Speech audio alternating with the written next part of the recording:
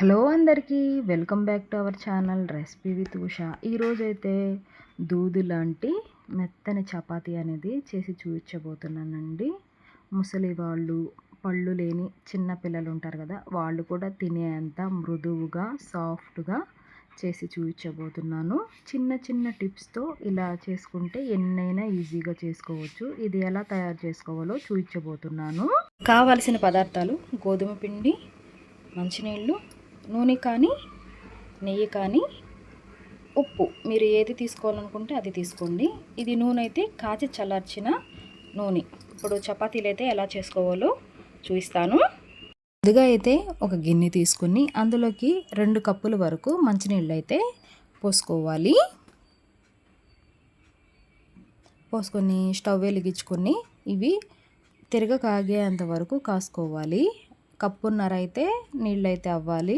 ఈలోపు అవి కాగేలోపు ప్లేట్ తీసుకొని అందులోకి 2 కప్పుల గోధుమ పిండి, మీ టేస్ట్కి తగ్గట్టుగా ఉప్పు వేసుకోవాలి. నీళ్ళు అయితే కాగిపోయినాయి. స్టవ్ అయితే ఆఫ్ చేసుకొని పక్కకు పెట్టేసుకోవాలి. ఉప్పు వేసి పిండి కలుపుకున్నాం కదా, ఇప్పుడు వేడి నీళ్ళు అయితే పిండిలో కొద్దిగా పోసుకొని స్పూన్తో అయితే కలుపుకోవాలి. ఇలా కలుపుకొని కొద్దిగానే పోసుకోండి, అన్ని నీళ్ళు అయితే పట్టవు. ఇలా కలిపి ఒక్క 10 నిమిషాలు అయితే మూత అయితే పెట్టుకోవాలి. 10 నిమిషాల తర్వాత చూపిస్తున్నాను చూడండి. ఇలా ఒకసారి చేత్తో కలుపుకోవాలి. నీళ్లు అవసరమైతే పోసుకోండి, లేదంటే అవసరం లేదు. ఈ పిండి వేడి నీళ్ళకే చాలా వరకు మగ్గిపోతుందన్నమాట. ఒక స్పూను కాచి చల్లార్చిన నూనె అయితే పోసుకోవాలి, లేదంటే ఇక్కడ మీరు నెయ్యి అయినా వేసుకోవచ్చు. ఇలా పిండి ముద్దనైతే కలుపుకోవాలి. ప్లేట్కి కానీ మన చేతికి కానీ పిండి అసలు ఏమీ లేకుండా అలా రావాలన్నమాట. ఇలా కలుపుకుంటే చపాతీ అనేది చాలా సాఫ్ట్గా వస్తుంది. ఇప్పుడైతే మూత పెట్టుకొని 10 నిమిషాలు అయితే పక్కకు పెట్టేసుకోవాలి.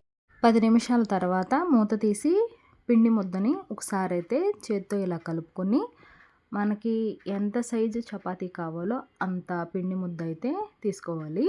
ఇలా రౌండ్ బౌల్స్ లాగా చేసుకొని ప్లేట్లో అయితే వేసేసుకోవాలి.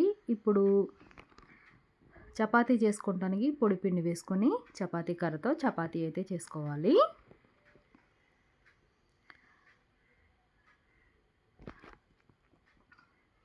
కొద్దిగా పొడి పిండి వేసుకుని చపాతీ అయితే చేసుకోవాలి. ఇప్పుడు స్టవ్ వెలిగించుకొని పెనం అయితే స్టవ్ పైన పెట్టుకోవాలి. బాగా వేడవ్వాలి పెనం అయితే.